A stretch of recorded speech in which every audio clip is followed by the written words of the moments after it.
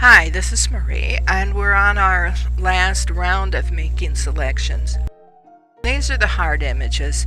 These are the ones people want to start out with because they're probably not very good to begin with, and they want to make them better.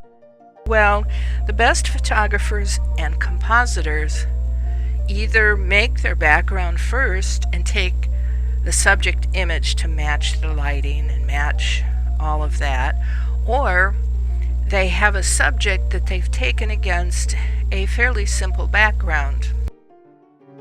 Then they take their background image to match what they did with the subject. But there are those of us who never know until the last minute what we want, so we're going to end up with these kind of pictures. Now this one is difficult for a couple of reasons. First off, it's got a very busy background. It's got leaves and grass and cement, I'm assuming, and a fence, and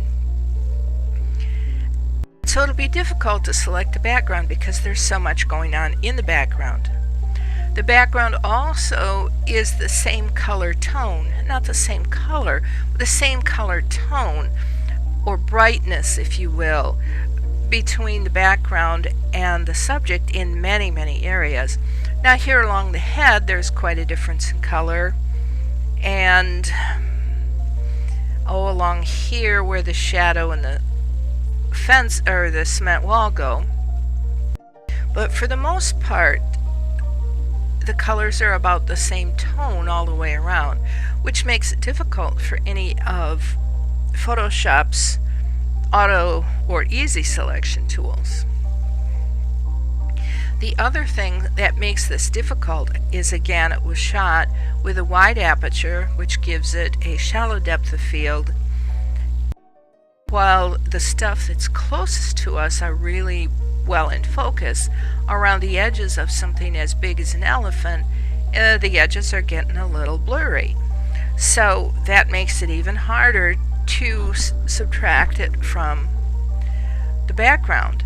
The background is, while it's not tack sharp, it is not blurry either, so that is another reason that makes it difficult.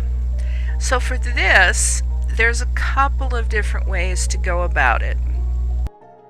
There's no one tool that will do it all. Well, there is. But the most tools that people are comfortable with, there's no one tool that'll do it all. Now in something like this, I would get out my pen tool, and I'll start with the pen tool just to show you how it works, and I'm going to zoom in.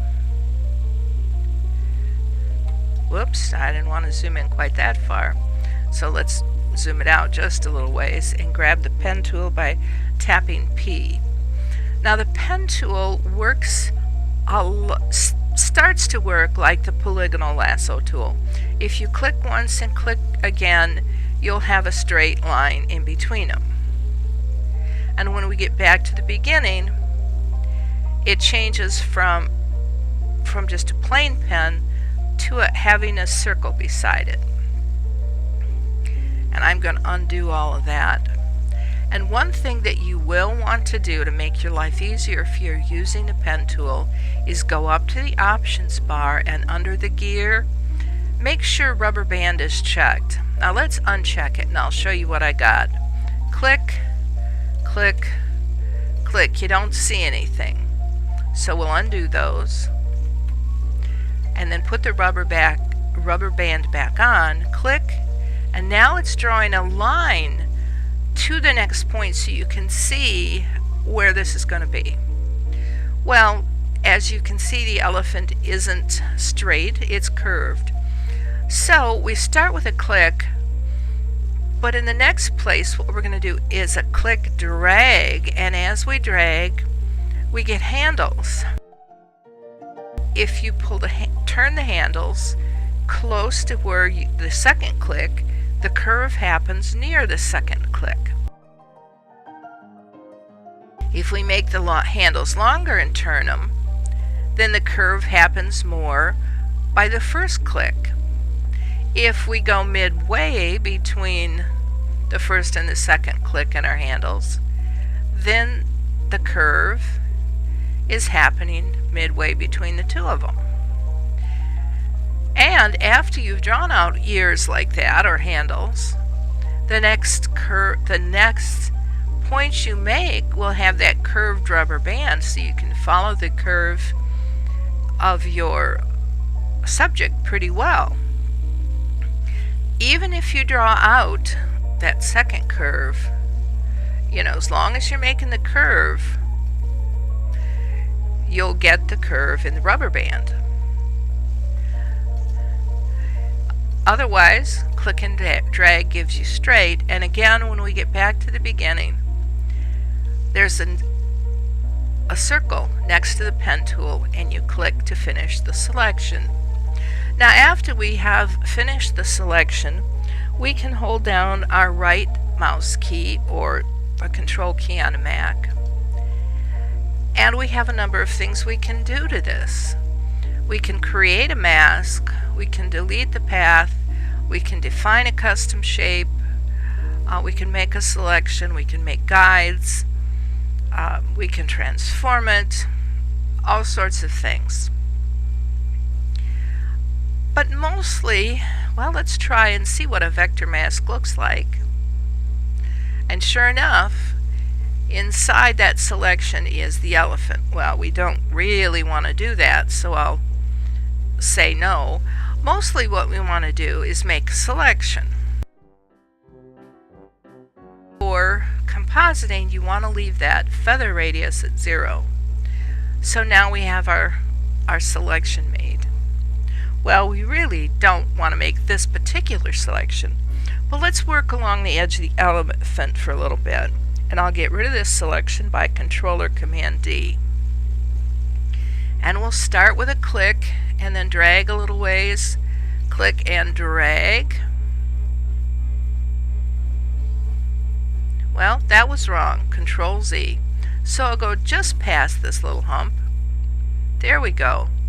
And now my handle here is pointing slightly in the wrong direction. And if I pull that out, it won't hit the edge. So what I'm going to do is hold down my Option key on the end of alter the Option key on the end of this handle and move it in the direction that I'm heading out. So I'll do this. Now this time the handle's heading in the correct direction, so I can actually get it going correctly. Now this one should work pretty well. There we go. And when you're getting short curves, of course, you'll make short handles, or short distances between clicks, I should say. Now this one didn't come out right, so I'm going to Control Z and then hold on my Alt or Option and Control Z again, and I can go back and do this over again.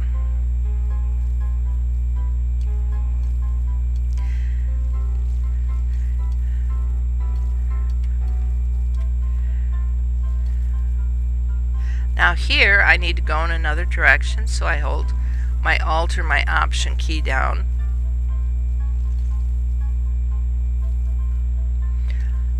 So I can go in the other direction, and sometimes I have to shorten it a lot just to make it work correctly.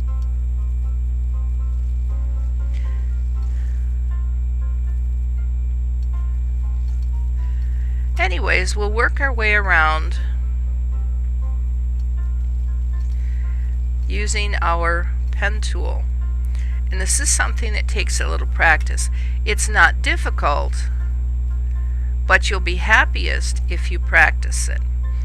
Now, if you by some chance click in the wrong area,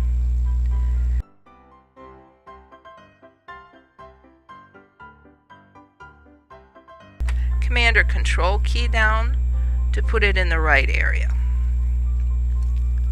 Or we can just Control Z quickly and undo it.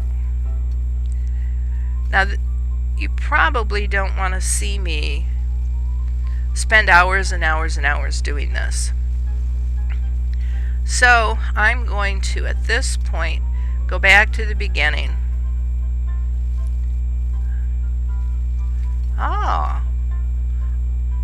And finish my selection.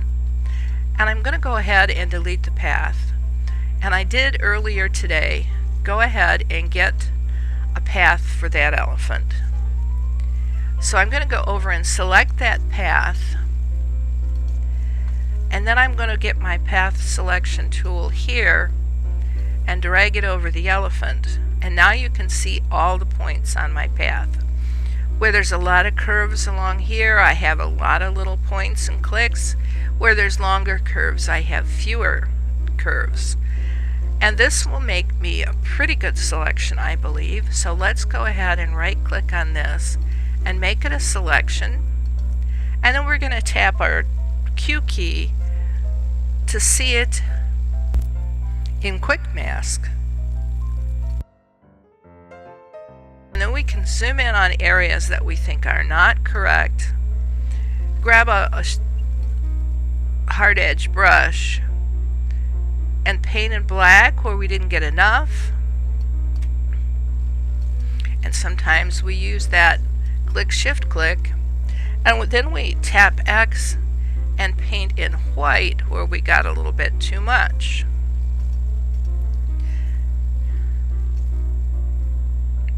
So we refine our path this way.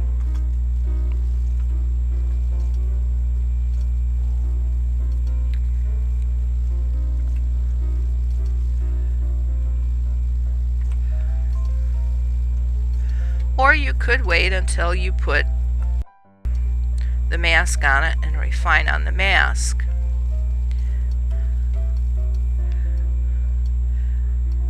And actually I probably hurried a little bit with the pen tool, but it was difficult to see exactly where the elephant was and where the path was. So you're never going to get a perfect path the first time. And what we're looking for, as always, is simply good enough. And then we come back and we refine it with the Quickmask or the mask edge or something like that. Now in this particular selection I did include the shadows because this elephant is in extreme sunlight, and if we didn't have a shadow for him it would look awkward. So here we go. I'll add a layer mask on, and there we go. He looks fairly realistic on the background. But you may not be comfortable with the pen tool. So how else could you do this? Well, you could get out any of the selection tools, like say the rectangular marquee tool, and you could make a rectangle inside the elephant and select that. And then you could hold down your shift key or go to your add to the selection button and continue making rectangular selections without going outside of the elephant.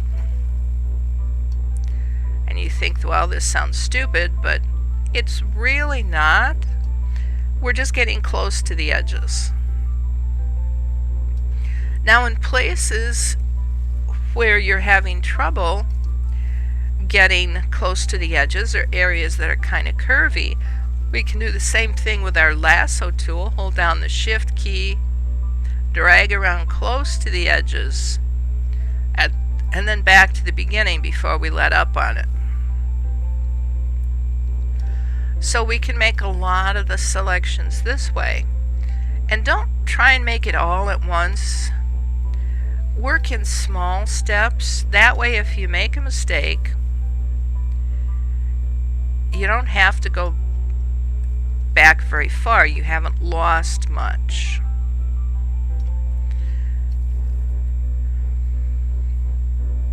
And remember, anytime you're using a lasso, you have to go back near the beginning before you let it go. Now we also could use the polygonal lasso, which is a click, drag, click, click, click. And if you're on a curve, your clicks have to be closer together, and if you're on a straightaway, they can be farther apart. But, oh dear, I didn't hold down my shift key and I've made a mess.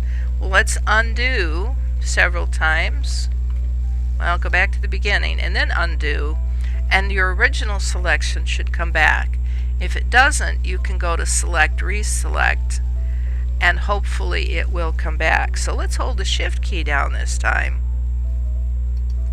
and make a small selection, and on the polygonal lasso you get near the beginning and you double click to have it finish. Now remember, these are straight, there's really straight lines, they're not really curved lines. So you have to watch a little that you don't get the lines too far apart and you can see the straight lines and the points. Now if we zoom in here, where there's a huge difference in color between the elephant and the background, we might be able to use our third lasso tool called the magnetic lasso tool. This is a click and drag as well, but if you try and put the arrow along the edge of the elephant, notice it's putting down its own points. And it will try and get the shape pretty well of any place. Now to go back, we click and go near the beginning and double click and it'll finish up. Now let's see if we can continue with this magnetic lasso tool with our shift key down. And you can click and set your own if you want. And it'll probably work pretty well along the shadow until it runs into something else that perhaps you don't want.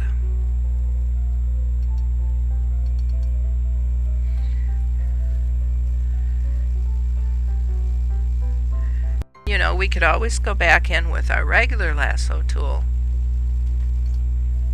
And I'm right clicking on these to see these. Supposedly they're supposed to come out on their own, but I have trouble making that happen. So okay, we can use our regular magnetic lasso. And looks like we have forgotten to hold down our shift key in one place or another. We've lost a lot of this selection.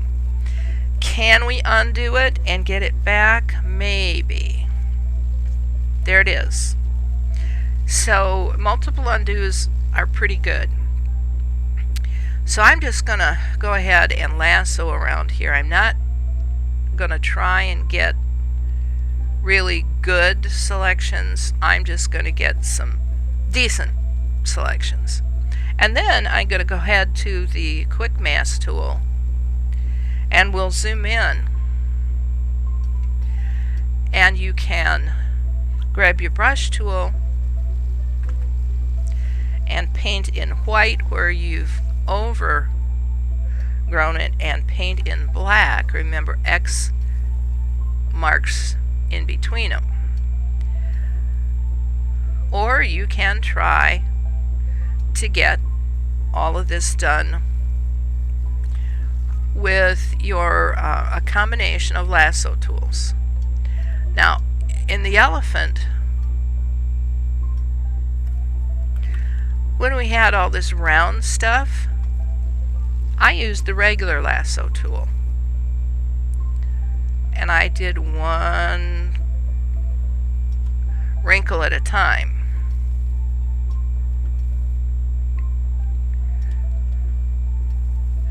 Whereas on the far side, we could probably get our polygonal lasso tool because the whoops, the curves are smoother, and it's a little faster to use this. Remember to work in short bursts, add a little bit at a time. Matter of fact, when you get a rough selection made, you might want to even go here to select, save selection.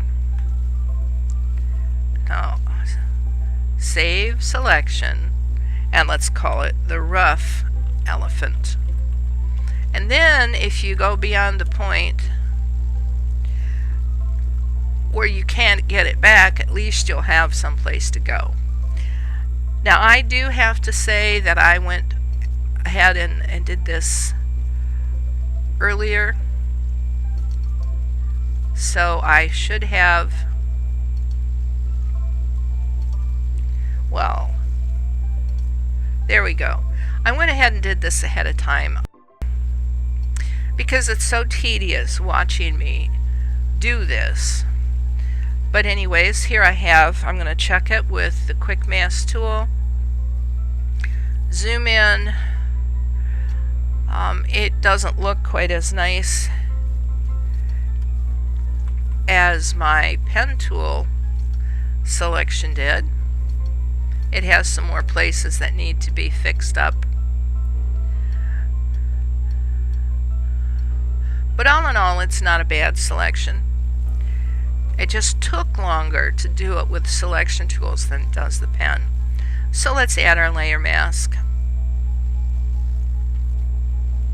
First we have to change it back to a selection by tapping Q again, and then we can add our layer mask. And we have our elephant ready to go. So on this one, I'd recommend the pen tool. But if you haven't practiced with the pen tool and you don't want to learn it, why then you can do it with selection tools. It just takes longer. Now for years and years and years, I thought this was the most difficult stock image that I had. It's all yellow. So while you can get the green with your color range pretty good, and you can get the brown, you can't get the yellow with the color range. And it was a pain, I mean, to try and subtract this. And I've used this, and I said, well, this is always really good to practice your pen tool on. And sure enough, let's zoom in. Now this, I think we can get to green with the color select. But here we go. These petals against yellow petals against yellow. We'll grab the pen tool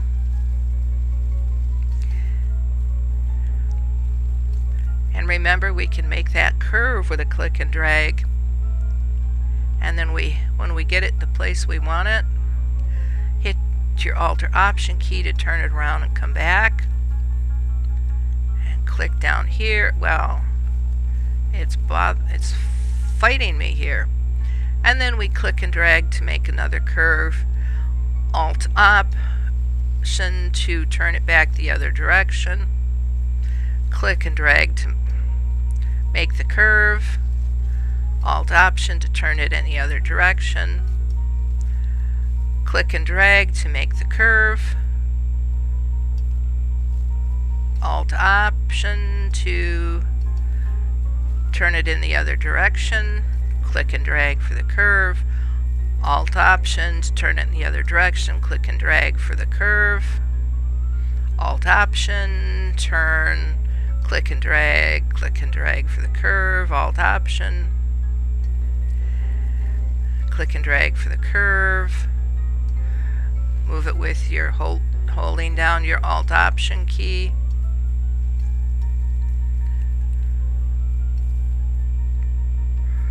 Turn it with your Alt Option key, click and drag for the curve, turn it Alt Option.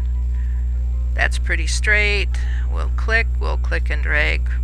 Well, this is a double curve, so we'll click in the middle of the outside curve, shorten our hand a little bit, and then click and drag again for the inside curve. Alt Option to turn it click and drag for the curve, click and drag for the curve, turn, click, click, and so on and so on and so on until we get back to the beginning. And so we've made a really good selection here of the this portion of petals. And I have a work path in the Paths panel, and I'm going to rename it. And renaming it saves it. So I'm going to call this Upper Petals, just to have something to call it. And then click away from that and go back to your layers.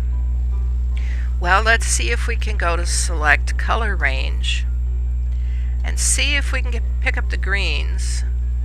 Nope, it's not the right shade of green. So we'll go to Sampled Colors and we'll click, and then we'll hold our shift down and drag all around the greens, because there's several shades of green, as you can see.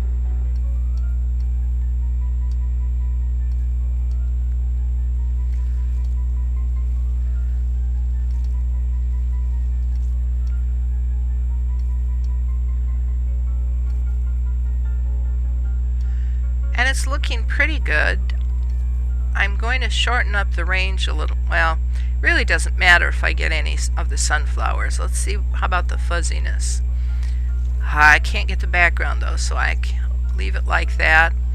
And I think I need to click and have my, whoops, I got out of line, undo. Oh dear. Well, I'll grab my minus eyedropper here then and minus that part that I went over too far. And then get my other eyedropper and shift, and I'm trying to get this dark spot right in here and it's just not working for me. I can also go ahead and grab this part in the middle pretty well. Okay, I'm going to stop here and say OK. And the green is selected pretty well. But you see I've got some magenta over here, so I let it spill over, and that didn't really work. So you deselect and you go back to your pen tool. Well, just out of curiosity, I thought to myself, well, I've got this new selection tool, so let's see what happens if we use focus area. And it churns away for a minute, and I didn't expect anything to happen. And it churns and it churns, and oh my goodness, it picked it up pretty darn well. Better than our color range for sure, and not as tedious as our pen tool. Well, let's zoom in a little bit here and get our minus and make this minus brush smaller and minus in these areas that we really don't want to see anything in.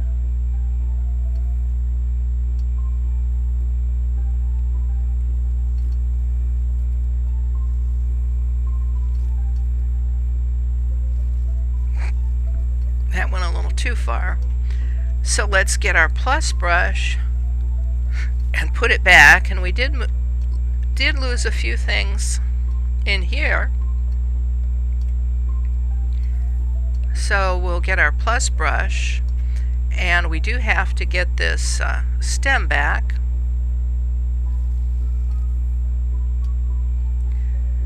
And we'll go back to the minus brush and pop in these minus areas. Now I'm just on these little areas, one click seems to do it.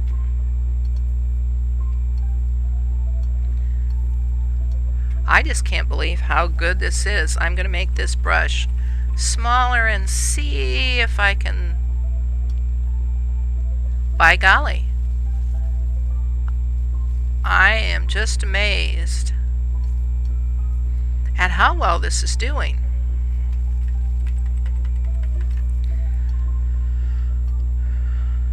Okay. And that turns out to be a mask right along end of it. Now we do have some yellow along the edges.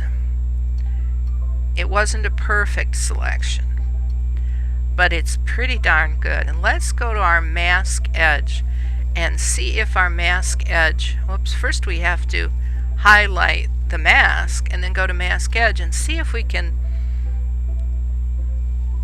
get it to look better. I'm going to show it on layers. And the first thing I'm going to try is shifting the edge to the left. Oh, look at how much the yellow we can get rid of by shifting that edge. And the other thing I'm going to try is Decontaminate Colors and increase that quite a lot.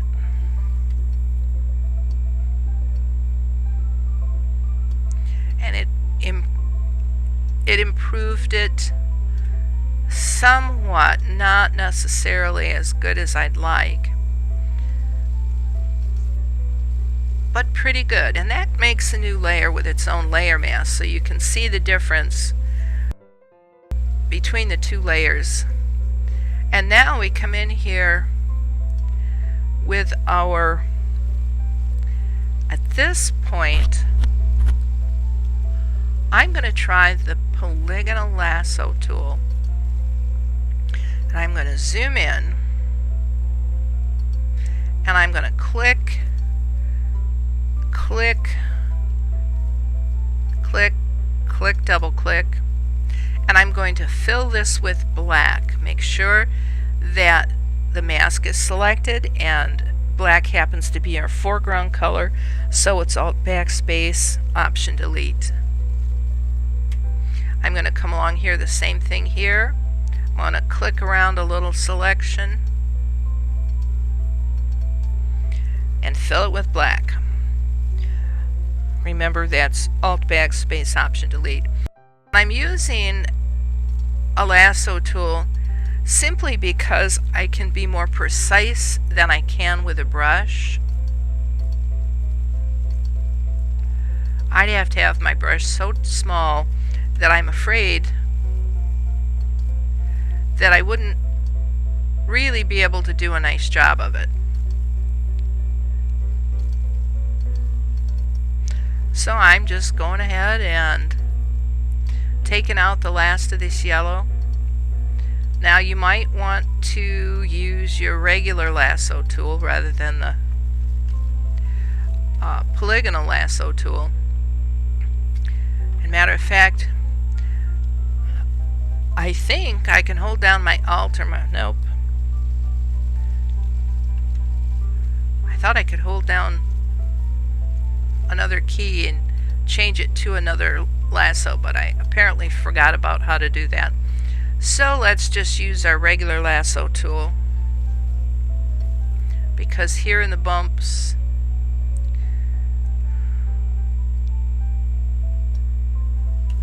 we aren't going to get it as well as the polygonal would handle it. Whoops. Well, here we go. We missed some spots here, so I want to fill these with white, and that's my background color. So I'll be going Control backspace, Command delete to fill that. And I would want to grab my lasso tool here and just kind of straighten up this stem. Fill it with black, and it's gone. So you can see something that's been very, very difficult for years all of a sudden turned out to be pretty darn easy. Who would have thought that we could separate this yellow flower from the yellow background that quickly? Well, remember, there's always more than one way to skin a cat or do anything in Photoshop. I've focused on the tools that I use. That doesn't mean they're the only tools that will accomplish this. I have focused on non-destructive editing with masks, so you can go back and change it if you need to, if you've made a mistake. I try to, occasionally I have a client that just has to have it a different way than I've done it, and if I have erased all the background and they wanted the fence in there, I'd have a heck of a time putting the fence back in. Or if they wanted the cement wall back in here and I had erased it, it would be gone. But there is an occasion where it is kind of fun, and I'm going to, let's see,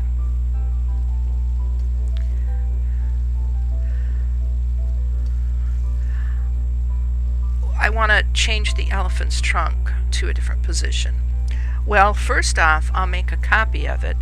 I can select all, copy and paste.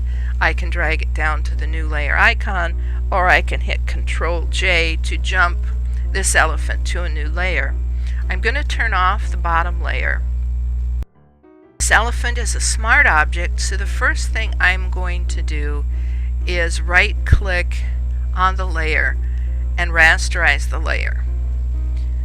And then I'm going to right-click on the layer mask and apply the layer mask. Now that I have a raster image with no background, I can go to Edit Puppet Warp. And Puppet Warp is really kind of fun.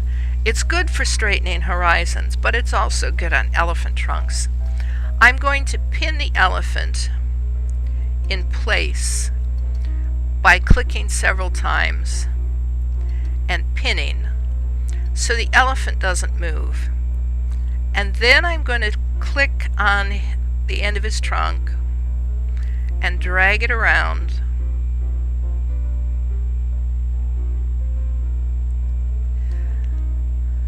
Of course, I've tangled his tusks. We don't want that. So I'll Alt or Option click on this last point and click it to get rid of it. And let's see what happens when I pin the tusks down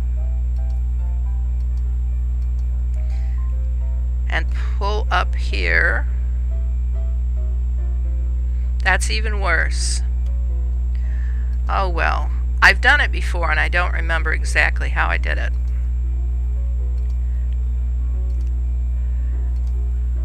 But I'm going to try one more time. Probably you guys are bored to tears at the moment. And then I'm going to pin this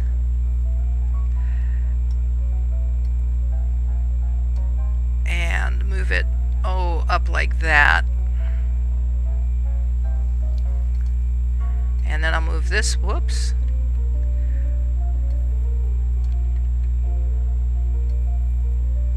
Then I'll try and move this one up. There we go. So now it looks a little bit better. And when we're all done, I'm going to go ahead and click the tick, as my friend Eric says, and we go from up to down. And you have a wonderful day. Thanks.